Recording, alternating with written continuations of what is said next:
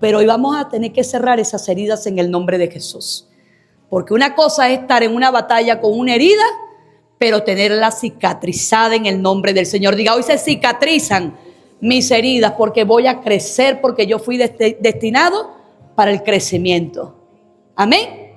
Entonces, cuando bajábamos del lugar, yo le digo a mi esposo, porque justamente fue un monte alto, en un lugar alto. Yo le decía a mi esposo, y yo me reí mucho, y yo digo, la cara de la otra hermana cuando la otra dijo, a ella nadie la quiere, llorando, ¿no? Y yo me quedo viendo así, y la otra hermana se reía y me dice, yo sí te quiero, ¿oíste, mi pastora? Y yo le dije a ella, no, tú no me quieres, hermana, tú me amas. Yo aprendí lo que es el amor y lo que es el querer. Y mi esposo después me decía, amor, yo te amo mucho. Y yo, claro que sí, tú me amas, pero a mí me basta con que Dios me ame. Si Dios dijo a mí que Él me amaba, si ya Él me lo dijo que Él me amaba, lo demás es añadidura. Pero una persona madura es una persona que se sabe amada por el Señor y que no anda lloriqueando por las dificultades. De hecho, hoy el devocional de hoy se trata de eso también. Es cómo nosotros, cuál es la actitud que nosotros tomamos ante las dificultades. ¿Cuántos aquí tienen dificultades?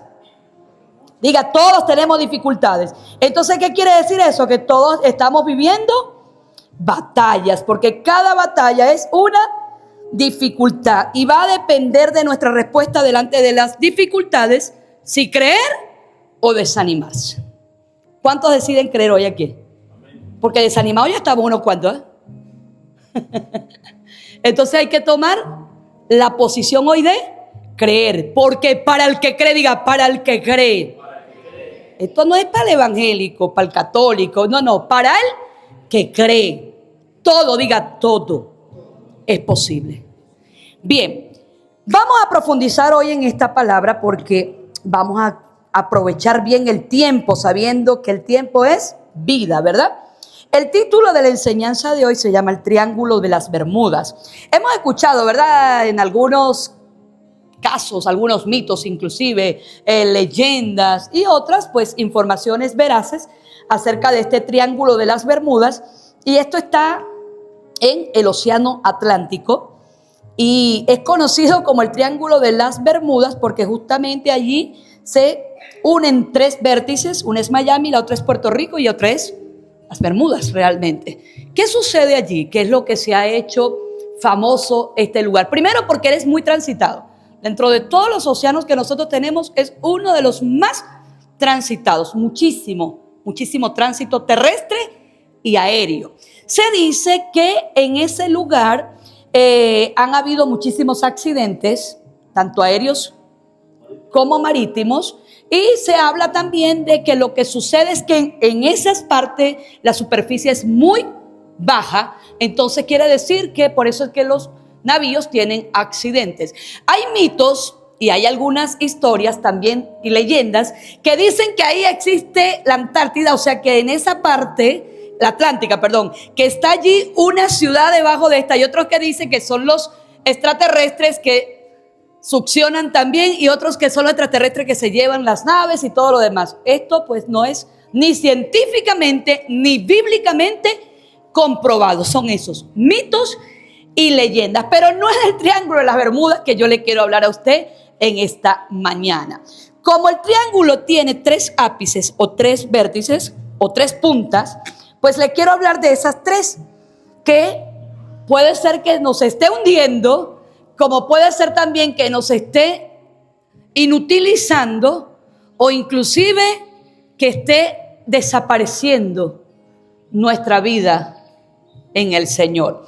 Y ellas son, quiero que esté bien claro en estas tres, ellas son la ignorancia, el orgullo y la inacción. Repita conmigo: ignorancia, orgullo e inacción. Bien, cuando yo le comentaba a mi esposo acerca de esta palabra, le hablaba de la inacción. Le pregunté: ¿tú sabes lo que es la inacción? Pues a mí me gusta mucho compartir con otras personas acerca de los conocimientos pues que uno no tiene, pero busca. Porque de repente tú escuchas la palabra inacción y tú dices, ¿de qué se trata inacción? Bueno, inacción tiene que ver con no accionar, pero no necesariamente con no hacer algo, no.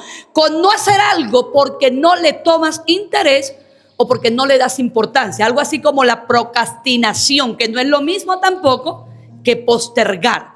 Entonces, él me dice a mí algo, me cuenta él me habla de una metáfora que a mí me causó risa porque nos reíamos los dos. Yo le decía, tú eres muy malo echando chistes, ¿no? Tienes que explicar los chistes para que se entiendan. ¿Cuántos acá tienen que explicar los chistes cuando quiere dar un chiste? ¿Tú lo explicas, hijo? La Moya lo tocó, ¿verdad? Bueno, no pasa nada, a mí también. Yo también tengo que explicarlos. Espero hoy no tener que explicarlos.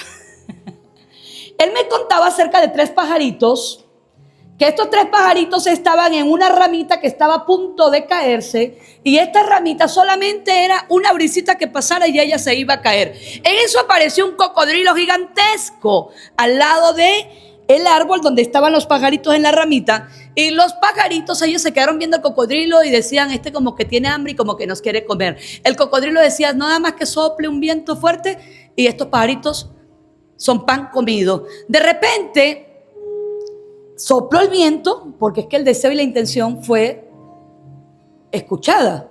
Y cuando sopla el viento, 2 salieron volando, pero el otro pensó, ay, yo quisiera volar. ¿A quién cree usted que se comió el cocodrilo? ¿Ah? ¿A los que salieron volando? ¿Isa dice? ¿A los 3? Se comió a los 3. ¿Quién más? ¿A quién se comió el cocodrilo? ¿Ah? No, al que pensó que quería volar, porque no lo hizo. Eso es inacción. Es pensar en hacer algo y no hacerlo. Y de esto vamos a hablar hoy.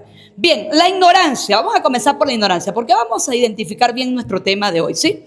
Vamos a hacer un estudio. Me encantaría que tuviesen lápiz, por lo menos una agenda para anotar. Dice la Biblia,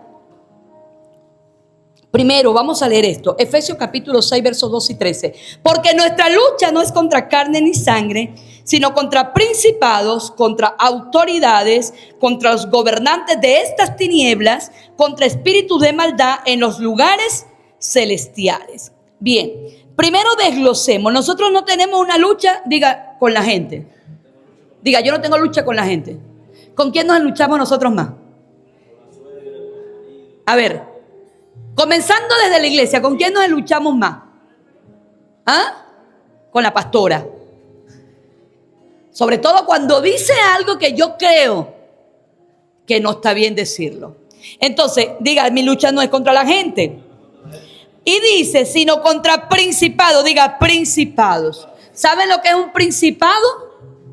Es un ente de maldad. Un principado, cuando se establece en un pueblo, es lo que nosotros vemos, todos estos desórdenes que usted ve, de muerte, de homicidios, de robo, de asesinato, de adulterio, de fornicación, de niñas en embarazo, de hombres en promiscuidad. Eso es un principado que está gobernando allí. Incluso hay países que tienen principados adjudicados por completos a ellos. Por ejemplo, Haití. ¿Cuántos han escuchado la historia de Haití? ¿Sabía usted que Haití y República Dominicana son una sola isla? ¿Lo sabía usted? Ellos tienen un solo territorio. Geográficamente, Haití y República Dominicana tienen un solo territorio. Y yo descubrí algo con un dominicano esta semana que yo no lo sabía. Y es que la emancipación de República Dominicana de Haití ocurrió por la palabra de Dios. Por eso es que el escudo de ellos tiene una Biblia puesta allí. Por eso es que cuando usted ve el escudo de los dominicanos, la Biblia que está allí plasmada tiene un texto bíblico también. Dice, conoceréis la verdad y la verdad los hará verdaderamente libres. Y es lo que hace que Haití o que República Dominicana se emancipe de Haití, que salga del yugo también que tenían ellos con los haitianos. Ahora, ¿qué hacían los haitianos? El vudú, que es la magia negra, lo más peligroso que puede existir en el mundo, en cuanto al mundo espiritual de la hechicería.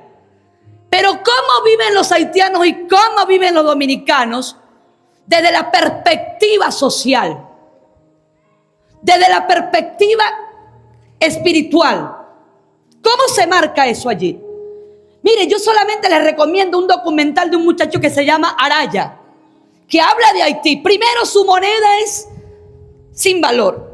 Segundo, las masacres, las muertes, la miseria, la pobreza, la ruina. Es algo que es insólito. Es un país que no tiene ni electricidad. Es un país donde entre ellos mismos se causan daño. Ahora, ¿qué cree usted que opera allí? Diga, un principado. Y se los pongo como referencia, porque yo voy a hablarle a usted del principado que opera aquí también. Y que usted y yo tenemos que aprender que nuestra lucha no es contra carne ni sangre, sino contra principados. Ahora, las potestades que siguen adelante. ¿Qué es una potestad? Es todo aquello a lo que usted y yo le damos lugar. Por eso es que cuando se habla de que tienes potestad y que a los que fueron llamados o los que reconocieron a Cristo se les dio el derecho y la potestad de ser llamado hijo de Dios, una potestad es lo que usted y yo como pueblo de Dios le damos derecho en la ciudad. Le damos autoridad.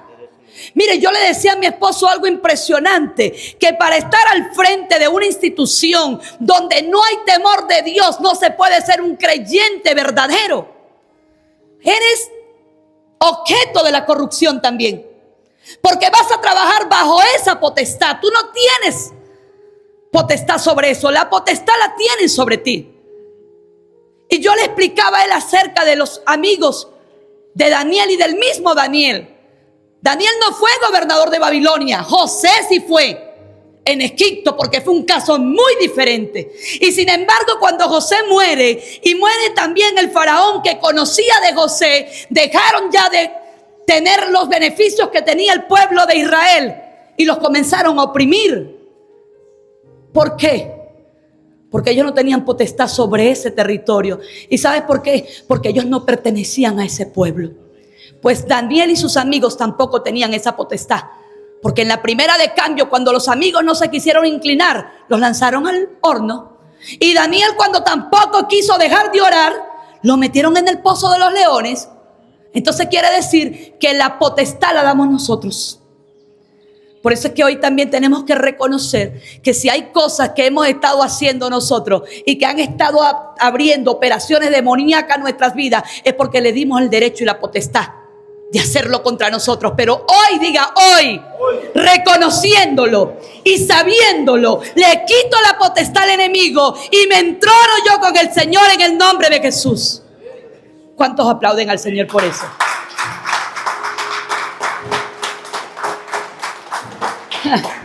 No se puede vencer una batalla en ignorancia. Usted no va a vencer ignorante. Las armas de nuestra milicia no son carnales, sino espirituales en Cristo Jesús para destrucción de toda fortaleza. Amén. Seguimos aquí. Autoridades contra los gobernantes de estas tinieblas. ¿Qué son los gobernantes de estas tinieblas? A ver. ¿Qué cree usted que es un gobernante de estas tinieblas? ¿Qué gobierna en su vida, en su casa, en su país? El desánimo, gente desanimada. Hay un espíritu de estupor que se ha convertido en un gobernante en nuestras vidas. Esa falta de búsqueda, ese interés por conocer cada día más los misterios del Señor, por tener una relación íntima con el Señor. Contra eso tenemos que luchar nosotros también. Todo el tiempo, diga, todo el tiempo. Esas son, diga, las señales. Contra espíritus de maldad en los lugares celestes. ¿Sabes qué es esto? Todos estos espíritus que están gravitando en este segundo cielo donde nosotros estamos. ¿Sabía usted que los demonios no tienen cuerpo? ¿Usted lo sabía? ¿Que los demonios no tienen cuerpo? ¿Usted sabía que los demonios operan en cuerpos? Que es muy diferente. Por eso es que cuando usted y yo le damos lugar a la maldad, a las tinieblas, es allí donde Satanás se toma forma de cuerpo también. Y es cuando nosotros vemos todos estos casos de estos psicópatas que decimos, wow, ¿cómo esa persona pudo agarrar un arma y ir a matar 100 niños en una escuela? ¿Cómo ese hombre pudo agarrar y destruir su matrimonio de 25 años por causa de una jovencita de 17 porque lo enamoró? ¿No lo enamoró? Satanás tomó un cuerpo en una jovencita que sedujo el corazón de ese hombre y terminó acabando con su casa, terminó acabando con su familia. ¿Y sabes por qué? Porque una familia dividida jamás prospera. Y eso es lo que hace la ignorancia, dividir. La ignorancia divide, la ignorancia destruye, la ignorancia apaga. ¿Cómo un padre de familia puede abusar sexualmente de sus propios hijos? ¿Usted qué cree que está operando allí? ¿Quién piensa usted que opera en un hombre que tiene sus hijas y dice antes de que se la coma otro, me la como yo primero? ¿Quién cree usted que opera allí? El enemigo de nuestras almas. Cuando un hombre agarra un cuchillo y va y le da un poco de puñaladas a su mujer con quien vivió un poco de años, con quien tiene familia, con quien tiene hijos, ¿usted qué quiere que opera allí? Por eso es que mi lucha no es contra carne ni contra sangre, sino contra toda potestad, principado, gobernante de estas tinieblas y espíritu de maldad en los lugares celestiales. Ahora me encanta lo que sigue después de esto, después de explicarles brevemente, porque aquí hay que profundizar, pero después de explicarles brevemente esto, dice, por esta causa, tomo toda la armadura de Dios para poder resistir en el día malo y después de haberlo logrado todo, quedar firmes. Podemos resistir en el día malo solamente tomando la armadura del Señor. Amén. Ahora, vamos a ver un poco aquí acerca de la ignorancia. Dice que la ignorancia es la carencia de conocimiento o información, tanto a nivel general como específico. En este sentido, una persona puede mostrar ignorancia sobre algún asunto o materia particular o sobre un campo completo de conocimientos. Mire, cuando el Señor le dice al profeta, mi pueblo perece por falta de ¿qué? De conocimiento. O sea, mi pueblo perece por ignorante. Por eso es que mi pueblo está pereciendo. Vea, les mencionaba acerca de estas personas que tienen conocimiento, claro que sí. Que conocen Biblia, por supuesto. Que han hecho, mire, no sé cuántos diplomados, cuántos talleres, cuántos encuentros, reencuentros, X. Y pueden escuchar de Dios. Y pueden inclusive escuchar de Satanás y de los principados y las tinieblas y todo lo demás. Pero es peligrosísimo cuando este hombre o esta mujer, conociendo mucho, ignora que el diablo no solamente está afuera, sino que puede estar inclusive afectando aquí adentro. ¿Y cómo lo afecta el diablo? Acá es donde yo quiero llegar con usted en esta mañana. Cuando yo no he madurado. Cuando todavía me afecta mucho la crítica de alguien. Mire, hace años, aproximadamente unos 20, Débora estaba bebecita, estaba en una hamaca acostada. Estábamos ahí al lado. Teníamos 7 días de ayunos ininterrumpidos, ayunos sin comer absolutamente nada, agüita para mojar solamente la garganta. Y la última noche la íbamos a cerrar con una vigilia. Vino un equipo ministerial donde habían profetas, evangelistas, pastores, maestros y apóstoles. Para ese entonces yo recuerdo que ya cuando estábamos llegando al final de la jornada, de esa batalla espiritual, un hermano que dentro de todos esos 5 ministerios era como decirte el Eliseo de Elías antes de que Eliseo fuera el profeta, ¿no? ¿Sabe? El sirviente, el ayudante de Elías. Ese hermano era eso, más o menos. Y recuerdo que era como una persona que, por supuesto, cuando tú estás al frente de un ministerio, pues eres como el más relevante, ¿no? Y el apóstol, el pastor, los muchachos que cantan, son dentro del servicio como que los que más influyen. Pero se nos olvida algo, que mayor es el que sirve. Y no estoy hablando de servir agua y servir, no. Estoy hablando del que le sirve al Señor. Del que le sirve al Señor. ¿Y qué hizo este hombre? Él se me acerca y me dice, hermana Mabel, nosotros no podemos ni lo vamos a lograr vencer esta batalla si nosotros no sabemos contra quién nosotros estamos peleando? Es tremendo. Porque nosotros hablamos de pelear contra Satanás, ¿verdad que sí? Pero Satanás no es omnisciente, ni es omnipresente. Él no está en todo lugar. Por eso es que Él envía emisarios. Por eso es que hablamos de principados. Por eso es que se hablan de gobernantes, de potestades. Él no está en todo lugar. O sea, el diablo no está como Dios y puede estar hoy aquí. Él no puede estar. Y llega y dice algo más.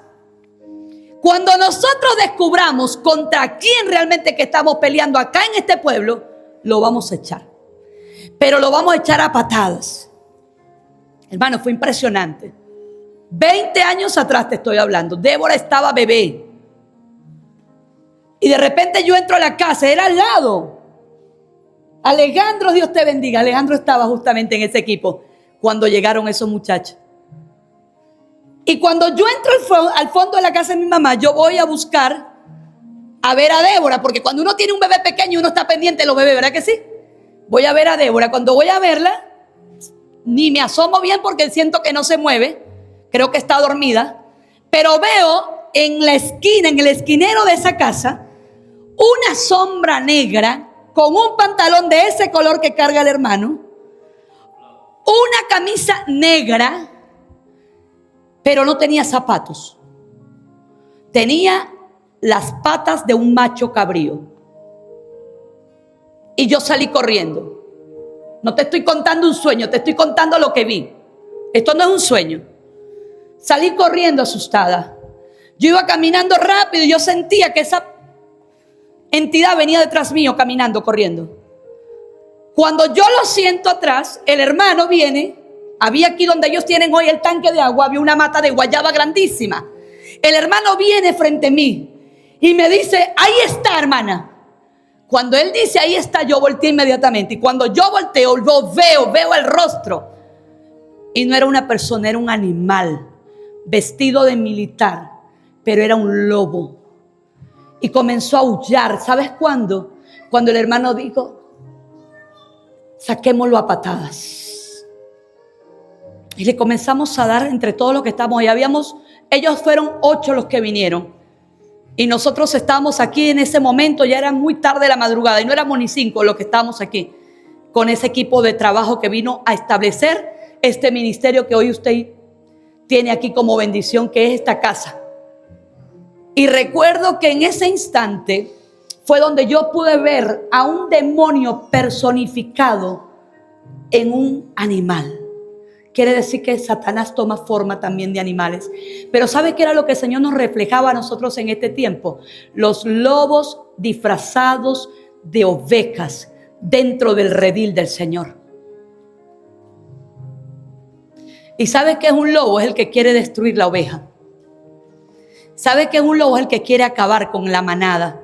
El que quiere dividir el rebaño del Señor. Y yo recuerdo que para ese tiempo yo tenía una fuerte guerra dentro de mí. ¿Será que yo soy loba? Porque ahí es donde tenemos que examinarnos. ¿Será que yo estoy amando realmente el rebaño del Señor? ¿Será que hay compasión en mi corazón por el rebaño? Y aquí pasamos ya más de 20 años después de ese encuentro. Pero lo que quiero dejarte en esta mañana es acerca de la ignorancia. No ignores las maquinaciones del diablo. Mire, cuando nosotros ignoramos las maquinaciones del diablo, somos blanco perfecto. Para en lugar de nosotros ser instrumentos en las manos del Señor, nos convirtamos más bien en un instrumento en las manos del maligno, en las manos del malvado. La ignorancia también alude a la condición de aquellos individuos que al no haber recibido ninguna educación o instrucción son ampliamente desconocedores de una gran cantidad de materias. A nosotros nos pasa como iglesia. ¿Cuántos estudiamos la Biblia de verdad? No la Biblia por leerla. De verdad, ¿cuánto nos dedicamos a instruirnos en la palabra? Mire, no es compartir oraciones solamente a través de las redes sociales. No es solamente enviarle a una persona una cadena de lectura, de un devocional. Es cuánto tiempo me tomo yo realmente para meditar en la palabra, para rumiarla, para reflexionar lo que ella quiere enseñarme. Hay mucha gente lectora de la Biblia. Mucho. Es más, yo creo que más del 90% de la población humana tiene Biblias. O en algún momento una Biblia ha pasado por sus manos. En algún momento alguno de estos ministerios han regalado Biblias y han pasado por sus casas. Pero ¿cuánto dedicamos un tiempo de nuestra vida a estudiar la palabra y a dejar de ser ignorantes de la palabra del Señor? A volvernos realmente, mire, rumiadores. Y saber que un rumiador es aquel que come, que mastica, que vuelve a comer y que vuelve a masticar y que vuelve a comer. Hasta que ella realmente aprovecha todos los nutrientes. Porque la palabra es verdad. ¿Sabe por qué hay mucha gente hoy que está muerta espiritualmente? Por la ignorancia. Porque le faltó el conocimiento. O porque le faltó la sabiduría que solamente nos otorga la palabra del Señor. Mire, yo recuerdo cuando comencé a estudiar en el liceo. Yo comencé a estudiar, recién comencé a caminar con el Señor. Porque ahí Dios comenzó a recuperar en mi vida muchas facetas que ya habían muerto. Y una de ellas era la educación. Yo siempre quise, siempre desde niña, yo siempre quise ser una profesional, siempre. Y más cuando yo escuchaba a mi papá compararnos con las hijas de mi tío, que las hijas de tu tío sí sirven, que sí estudiaron, que las hijas de su tío tal cosa, que todas son doctoras, que todas son esto. Y yo decía, yo voy a estudiar. En algún momento yo voy a estudiar. Y comencé a estudiar. Y terminé mi bachillerato y entré a la universidad. Pero a mí me pasaba algo tremendo en la universidad. El tiempo que yo tenía para la universidad era limitado. Primero porque yo quedo en embarazo empezando el semestre. Tuve a Débora y Débora nunca tomó lactancia. Débora lo único que tomó fue lactancia materna, no tenía fórmula. Y tenía que ir a estudiar con la bebé o el pastor tenía que llevármela para yo amamantarla mientras yo estudiaba. Yo estudiaba hasta las 10:50 de la noche en el Escamoto porque allí era mi universidad. Pero yo recuerdo que cada vez que a mí me mandaban a un trabajo, me frustraba porque había una cosa que nunca aprendí en el momento. Y era hacer las diapositivas, pero había una compañera que lo sabía hacer. Pero ¿sabe que si yo tenía la sabiduría de Dios, el conocimiento, cada vez que yo me paraba a exponer, era como que si yo estaba dando una charla, una cátedra. Los profesores se quedaban atónitos, maravillados. Y una de mis compañeras le daba rabia que yo saliera mejor que ella. Porque decía, esta ni hizo el trabajo, esta ni estudió y salió mejor que nosotros. No era por eso, era porque yo estudiaba y estudio la Biblia. Y cuando usted estudia la Biblia, usted tiene conocimiento y usted tiene sabiduría. Y cualquier texto que usted lea, usted se le va a meter en esa cabeza. Mi papá cuando me dice, usted tiene una memoria, hija, usted todo se le graba. No, porque yo estudio la Biblia. Y cuando yo estudio la Biblia, yo tengo sabiduría. Y si yo tengo sabiduría, cualquier cosa se me graba. Y se me graba tanto que lo que no me sirve lo desecho inmediatamente. Que lo puedo utilizar solamente para dar un ejemplo, para dar una instrucción, para enseñar algo. Pero si no es algo que realmente tenga un fundamento sólido, que sea espiritual en el reino de los cielos, lo desecho inmediatamente. Porque no voy a permitir ni que la nueva era, ni que todo este orden mundial se establezca en mi mente, porque yo tenga buena retención. Por eso es que el estudiar la Biblia nos da sabiduría. ¿Cuántos van a salir de aquí a estudiar la Biblia a partir de hoy? Hermano, conoceráis la verdad y la verdad te hará verdaderamente libre. Ay, pastora, pero es que a mí me da sueño cuando la leo. Tienes una potestad allí abierta. Acuérdate que tu lucha no es contra carne ni sangre. O sea, tu lucha no es contra el cuerpo tuyo, que tú digas, cónchale, ahora me dio sueño, ahora voy a leer la Biblia para dormir. ¿Hay quienes hacen eso? Son unos desgraciados, perdónenme si usted es uno de ellos. En serio, no, con amor se los digo. Pero un desgraciado, una persona que diga que va a leer la Biblia para que le dé sueño. Porque no solamente no tiene la gracia, sino que está pecando deliberadamente. ¿Cómo es que la palabra de Dios te da sueño y una serie de 20 capítulos de Netflix te mantiene activo? En serio. Honestamente, ¿cómo es que te puede dar sueño un tiempo de oración con el Señor y una hora chismeando, chico, con la gente, hablando mal de otro, no te da sueño? Por eso es que la espiritualidad suya y mía no se mide por los años en el Evangelio. Se mide por nuestra actitud ante la batalla que nosotros estamos librando para este tiempo. En el nombre del Señor. Amén. Ahora vámonos con el otro tópico. Y es el orgullo. Qué cosa tan tremenda con esto del orgullo. Que es algo que afecta tanto nuestra vida espiritual. Y no nos hemos determinado a vencerlo con las armas que no son carnales, sino espirituales en Cristo, para destrucción de toda fortaleza. ¿Qué es un orgullo? Desde la cosmovisión bíblica es algo que al Señor no le agrada.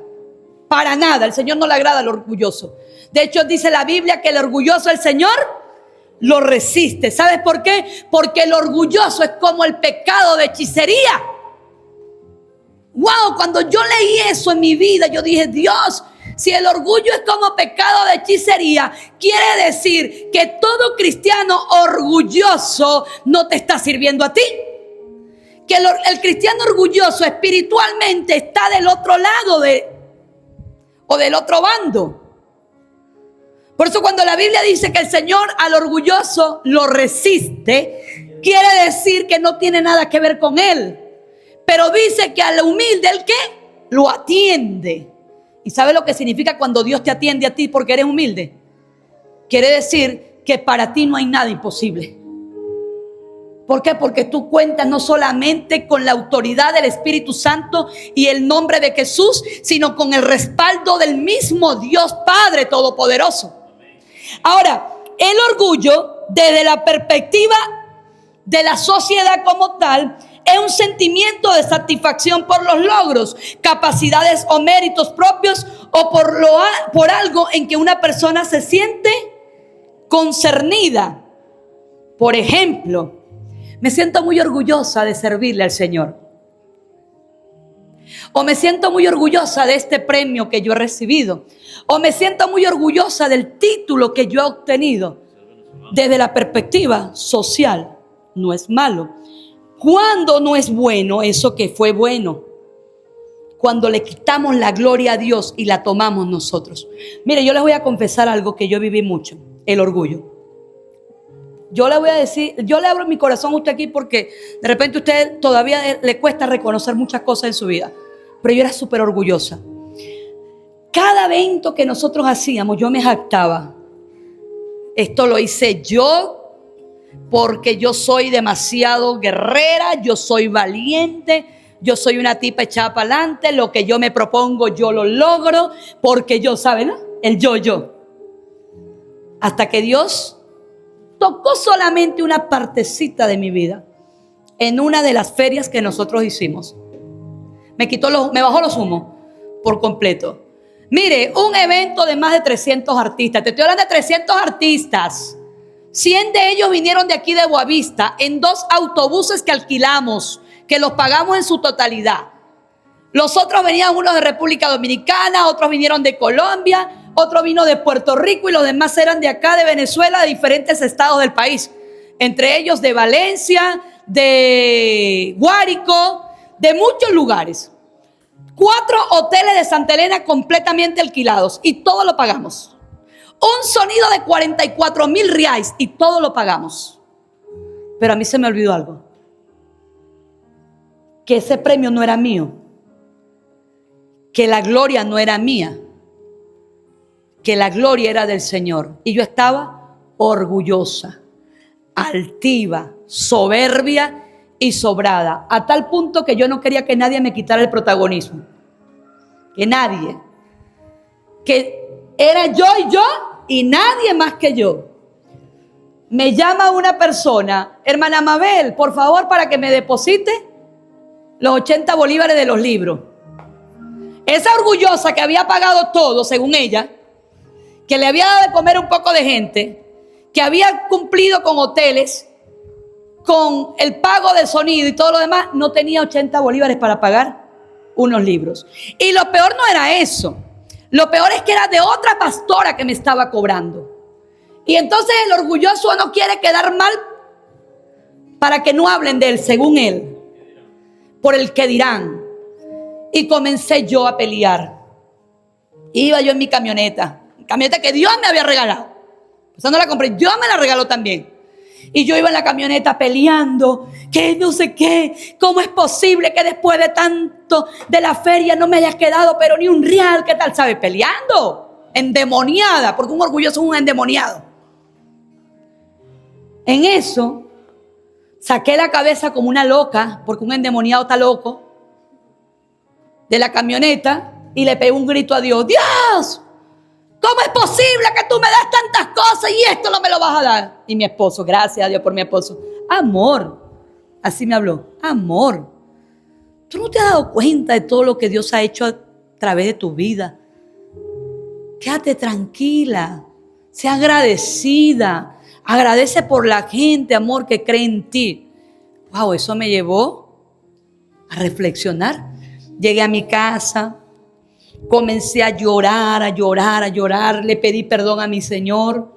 Le dije, Señor, reconozco que todo esto ha sido por ti, para gloria tuya. Te quité la gloria, Señor. Me olvidé por un momento de que el único protagonista de toda esta historia eres tú.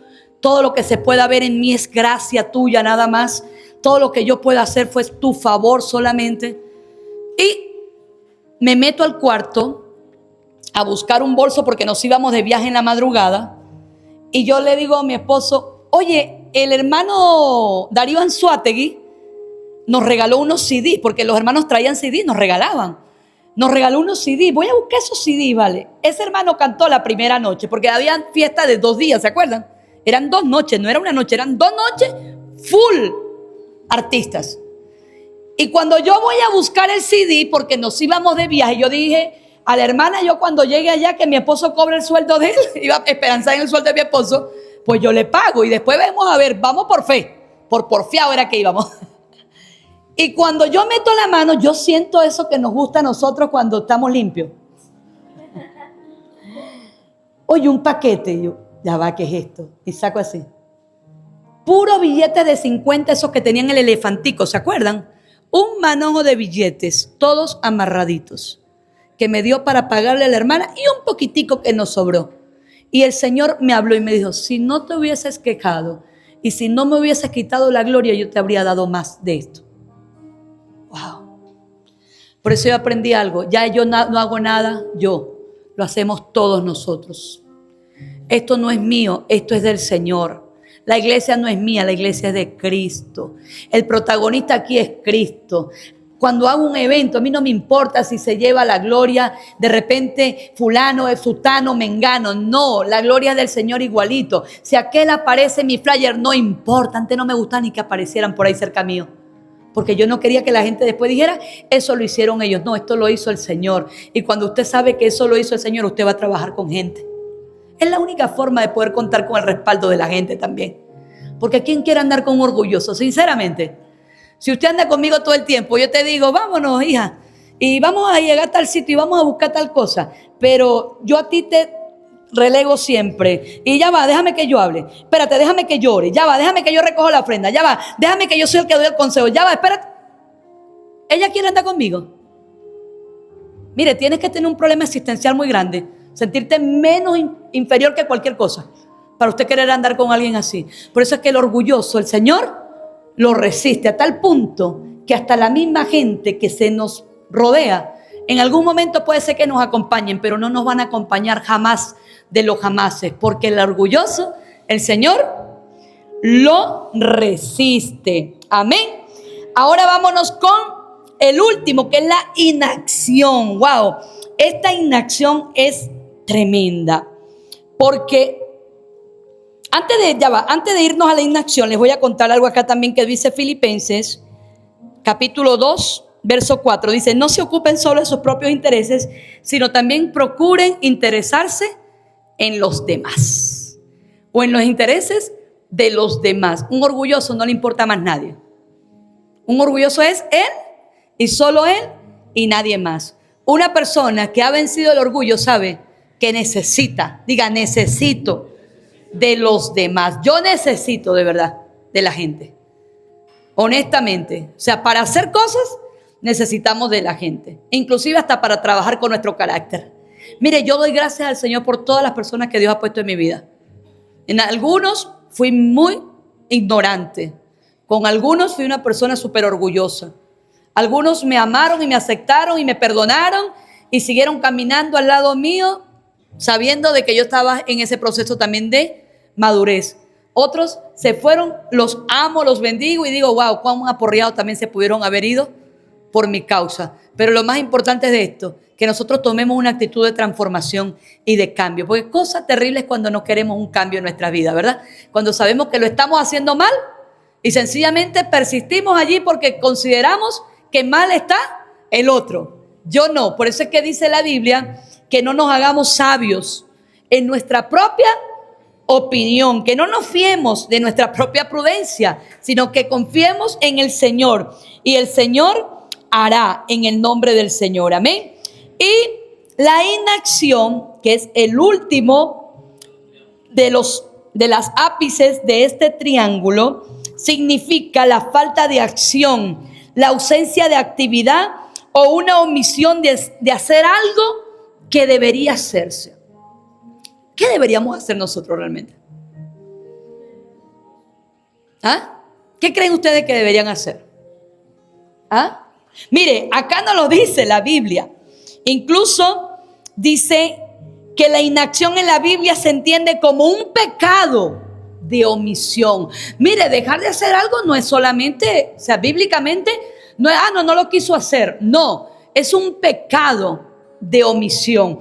Por eso es que dice que especialmente cuando se trata de hacer el bien que se sabe que se debe hacer. La Biblia enfatiza que la fe sin obras está muerta y que la verdadera fe se demuestra a través de la acción y la obediencia.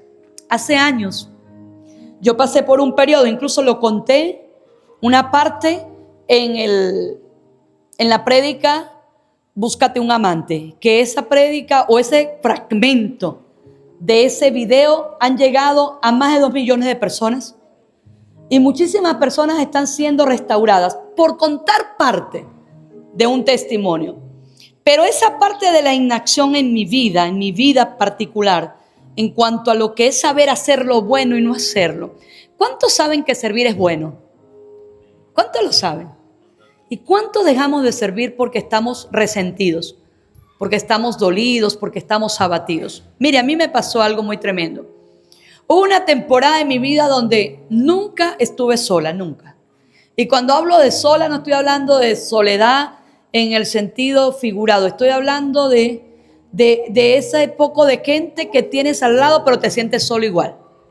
Porque por lo mismo, por el orgullo, porque sientes como que esa gente no te responde, como que si esa gente, oye, no cumple las expectativas que tú tienes de ellos, que ese es el problema también de nosotros poner nuestras expectativas de la gente mayores o superiores a lo que realmente nosotros somos. Por eso que dice el apóstol Pablo que nadie se crea superior o que no veas a tu hermano como inferior a ti, al contrario, verlo como superior tuyo. ¿Para qué? Esto es para servirlo. Esto es para honrarlo. Por eso es que cuando usted tiene un superior, ¿qué hace? Lo honra. Los militares lo saben. ¿Usted qué es lo que hace con un superior suyo? Le rinde honores, ¿verdad que sí? Le rinde, oye, lealtad. Le rinde, ¿qué más? Respeto. Eso es lo que se hace con un superior. Por eso es que cuando Pablo dice que lo veamos como superior, es que le brindemos todo eso.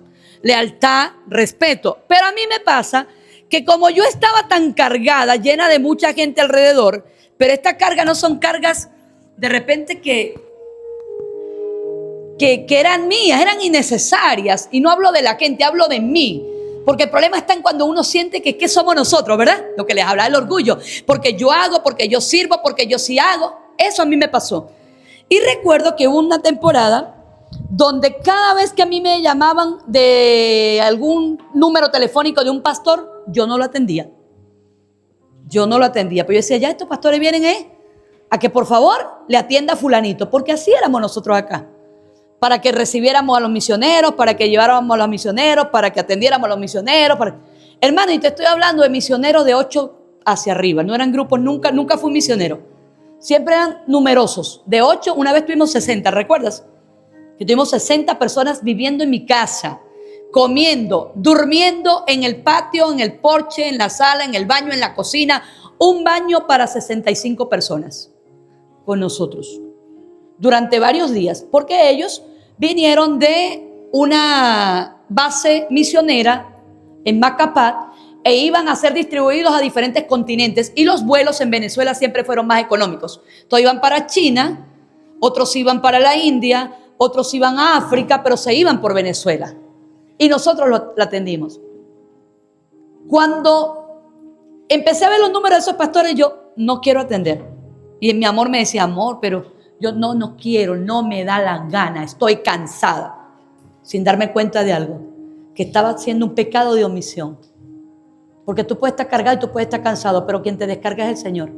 Dios no te carga, Dios te descarga, al contrario. Dice, vengan a mí todos los que están cargados y trabajados, que yo los haré descansar. ¿Por qué nos cargamos? Por nuestro yo, por nuestro ego, por nuestra falta realmente de compasión con nosotros y con los demás. Y recuerdo que hubo una familia una vez que llegaron y llamaron, y hermano, no hubo manera de obviarlo, porque casi que me lo conseguí en la calle y nos los trajimos a la casa. Mire, yo creo que esa vez yo le serví a esa gente tan mal, que casi como que si yo le dejaba en la casa todo el día. Yo era la dueña de la casa y yo me iba en la calle y llegaba donde mi mamá, y mamá, ¿qué pasó, Mabelita? Y yo, ay no, mamá, no quiero estar en la casa. ¿Pero por qué? Yo no decía, no quiero. Y Parra está trabajando y Adriana en la escuela. No estaba bien, porque pecado es saber hacer lo bueno y no hacerlo. ¿Y por qué yo no sabía? ¿Por qué yo no hacía lo bueno? Porque yo creía que lo sabía todo ya. Pues yo creía que ya yo estaba lista. ¿Sabes cuántos creyentes no cumplen la palabra de ser hospedadores? No, que lo hospede la pastora. Que el pastor resuelva, que solucione. No, este es un trabajo para todos nosotros. Por eso es que la inacción es un pecado. Diga, es un pecado. Por eso es que cuando nosotros sabemos que es un pecado, Santiago 4:17 dice, recuerden que es pecado saber lo que se debe hacer y luego no hacerlo. ¿Qué debemos hacer? Corregirlo. Después de ese tiempo para acá, yo me arrepentí, le dije, Señor, perdóname. Nosotros, si queremos cosechar, tenemos que sembrar. Y recuerdo que de ahí para adelante, hermanos, mire, las personas que Dios nos ha permitido servirle, le servimos. E incluso esta semana se me casó el hijo mío, Samuel, que vivió con nosotros unos cuantos años en la casa. Y le dije al Señor, Señor, ¿será que me vas a mandar otra muchachita, otro muchachito en estos días? Porque ya siento la casa como que sola. Pero no se trata de que yo me sienta sola. No es que yo soy un alma de que anda, ¿sabe?, quejándome. No. Pero creo que nosotros tenemos que estar dispuestos a servirle a Dios. ¿Y cómo le servimos a Dios? A la gente. Mire, hoy yo desayunaba con mi esposo. ¿Qué pasa con mi esposo y mi hijo hoy? Hoy yo desayunaba con mi esposo y con mi hijo. Yo decía, wow, qué tremenda es la vida. Yo me crié con mujeres, comiendo con mujeres. Y hoy tengo 2 hombres, desayunando con 2 hombres. Porque son las satisfacciones que Dios nos da también. Y no voy a decir que qué sería mi vida si Dios no me hubiese enviado a Isaac. No, siguiera la vida igual. Pero aprender a estar dispuestos a accionar, eso tiene que ver con madurez también, mis hermanos. De verdad no concibo en mi cabeza un cristiano que vea a alguien pasando trabajo y no lo ayude. Que lo vea con hambre y le diga, Dios te bendiga solamente, y deje que se vaya. No, eso es pecado. Pudiendo nosotros hacerlo y no hacerlo es pecado. ¿Cómo es posible que no vamos a tener un poquito de harina en la casa para hacer una arepita a una persona que tiene hambre en el momento? Una persona que está pasando por un valle de sombra, de muerte, de sección, de tristeza, y nosotros sencillamente, yo estoy tan abrumado con tantos problemas que yo tengo. Esa es la inacción. Saber hacer lo bueno y no hacerlo. Mire, alrededor nuestro tenemos tanta gente ávida, necesitada solamente de un oído que lo escuche. ¿Sabes cuántas crisis tenemos nosotros en las familias hoy por hoy? Muchas. Que lo escuchemos en amor y que tengamos la sabiduría de Dios para dar un consejo asertivo, porque las personas necesitan consejeros, no opinólogos. ¿Sabe lo que es un opinólogo? El que nunca hace nada y siempre opina en lo que se debería hacer. ¿Sabe quién es un consejero? El que siempre está dispuesto a hacer contigo también. Que no va a sacarlo, usted no me va a poder sacar a mí de repente de una depresión, pero sí puedes darme un consejo y yo con la ayuda de Dios voy a salir de ella, porque esa sí es una decisión personal que cada persona debe tomar. Y cierro con el Salmo 51, 17. Dice: los sacrificios de Dios son el espíritu quebrantado, al corazón contrito y humillado no despreciarás tú, oh Dios. Este espíritu que nosotros tenemos tiene que realmente doblegarse, porque tiene que ser un espíritu quebrantado. Por eso es que dice: bienaventurados los pobres de espíritu, porque ellos verán a Dios. Usted quiere ver a Dios en su casa, usted quiere ver a Dios en su familia, usted quiere ver a Dios en su economía, usted quiere ver a Dios en la crisis que usted pueda estar pasando emocional, en la tristeza, en la amargura. Usted quiere ver a Dios, permítase a usted mismo tener un espíritu quebrantado, un espíritu que le diga al Señor: Señor, yo necesito es de ti. Definitivamente sé que nada de estas cosas que yo pueda obtener materiales pueden satisfacer mi vida. Que no sea el orgullo, ni la arrogancia, ni la altivez la que te quiten el lugar a ti, porque le estoy dando el lugar a una potestad dentro de mi vida. Y como mi lucha no es contra carne ni sangre, sino contra principados y potestades, si yo le doy lugar a una potestad, yo no estoy venciendo la batalla. La batalla ya la ganó Satanás con esa entidad demoníaca que envió para mi vida. ¿Por causa de qué? De mi ignorancia, por causa de mi orgullo, por causa de mi altivez y sobre todo por causa de la inacción. Que hoy deseo de verdad, hoy yo deseo de todo corazón que esta palabra caiga en su vida y usted sea una tierra buena y pueda producir frutos al 30, al 60 y al 100 por uno. Estamos a punto de terminar el año. Escasamente tenemos 45 días de este año 2025. Han sido ya 320 días de palabra. Mire, de meditación, de reflexión, de búsqueda. Y sé que para algunos ha sido difícil realmente este año, sobre todo por la apatía, sobre todo por el desánimo, por los conflictos, por las dificultades. Pero recuerde bien esto: la diferencia siempre estará en cómo los enfrentemos, ¿sí? Con fe o en desánimo. ¿Cuál es su ánimo hoy? ¿Cuál es el ánimo suyo para enfrentar los últimos 45 días? Que pueda decir: Señor, te doy la gloria, pude morir en ese accidente, pero hoy estoy acá, ya estoy de pie, ya estoy caminando. Un corazón agradecido, un corazón que entra en acción, que sabe que lo que Dios hizo por él tiene que tener también resultados para el Señor. Mire, ¿con qué le podemos pagar nosotros al Señor realmente lo que Él ha hecho por nosotros? Con nada. Yo no pudiéramos pagarle nada. Pero ¿cómo podemos nosotros retribuir a nuestra humanidad, a nuestra sociedad, lo que el Señor ha hecho por nosotros? Con nuestra vida. Esta varona aquí, ¿cuántos ACV le dieron a usted? ¿Cuántos ACV usted ya tuvo? 3 ACV. Accidentes cerebrovasculares. Párese un momento, varona. Ven esta mujer que está acá. 3 ACV. ¿Con qué le paga esta mujer a Dios los milagros que le ha hecho? Con nada. Pero su vida responde al llamado y al propósito de Dios, porque ella está aquí parada. Cada domingo que yo llego acá es la primera persona que en lo que me encuentra, el primer encuentro que ella tiene conmigo es para darme ánimo. Pues ella no sabe cómo yo llego aquí. Ella no sabe de qué manera yo salgo en mi casa, porque yo soy un ser humano igual que usted. Ella no sabe en qué condición yo pasé una noche. Y ella en lo que me ve a mí, hermana, mi pastora, usted sí está linda, qué bonito le queda ese color. ¿Sabe qué es lo que ella está haciendo en ese momento? Ella le está dando lugar a lo que Dios pone en la vida de ella. Ah, pero ¿y cuando no? Ay, la pastora se viste con los diezmos míos. La pastora tal cosa. Y la pastora, ella ve los demás mal vestidos y no los viste. No le estás pagando a Dios con nada. Tiene un corazón enfermo. Te amo, mi hermana. Tú eres una bendición para mi vida, ¿viste? Dios la bendiga abundantemente. Eso es acción. Lo que pasa es que creemos que acción es ¿qué? Que la gente nos vea.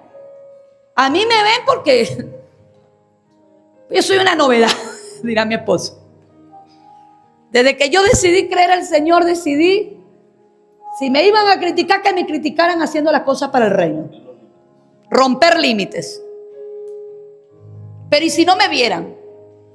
Si yo estuviera de repente ahí donde está Johnny, nada más pendiente de las sillas limpias, ¿usted cree que eso me hace menos? No, eso me hace entrar en acción. Eso me hace sentir también lo que hoy me siento. Un vaso en las manos del Señor. Un utensilio en las manos del Señor. Porque eso es lo que somos cada uno de nosotros. Pero hay que saber para qué Dios nos salvó. Para qué Dios nos sanó. ¿Para qué Dios nos mantiene con vida? Descubran ese propósito en sus vidas. Señor, ¿para qué es que soy bueno? Cuéntame. Y usted ya lo tiene que saber ya. Si no lo sabe, pregúntame a mí, porque yo sí sé. Mire, yo puedo estar en una reunión de organización y de repente a mí no me piden mi opinión, pero como yo conozco de lo que ya yo he vivido y de los fracasos que yo he tenido por no aprender a pedir opinión de quien sí lo está haciendo ya antes que yo me doy cuenta, este hace esto bien, este hace esto bien, aquel es bueno para los negocios, este es bueno para la venta, aquel es bueno para hablar, aquel es bueno para guardar silencio y va a ser bueno para escuchar. Porque yo no le cuento mi vida a uno que la pasa hablando y hablando y hablando, imagínense. Que yo le cuente mi vida a alguien que habla de más y de repente esa persona se le va el yoyo. Como el chiste de aquellos hermanitos que estaban contando sus testimonios en una vigilia, se acabó la vigilia y en lugar de irse para su casa se quedaron hablando y la Biblia enseña que en las muchas palabras no falta el pecado y salieron las confesiones pastorales. Hermano, ¿cuál era su debilidad o cuál es su debilidad? Y salta uno, ay, mi debilidad eran las mujeres. Yo no podía ver una mujer, hermano, porque es que eso era mi debilidad y bueno, gracias al Señor, el Señor me ha fortalecido en esto. Y salta el otro y la suya, mi debilidad era el alcohol. Yo a escondidita me la pasaba tomando. Todos los fines de semana yo tomaba escondidita, donde no me viera nadie. Y el otro y su debilidad. Bueno, mi debilidad realmente era la pereza, porque a mí no me gustaba trabajar, hermano. Después que el Señor me rescató, yo soy muy trabajador. Y el otro, bueno, mi debilidad era y sigue siendo el chisme. Ahí voy a contar todo lo que estos le habían contado. Todo lo que él había escuchado en un solo momento. Entonces, hoy nosotros tenemos una oportunidad. No la dejemos pasar. Salgamos de la ignorancia, venzamos el orgullo y entremos en acción. El triángulo de las Bermudas, donde todo se pierde, donde todo se destruye y donde todo desaparece. En el nombre del Señor.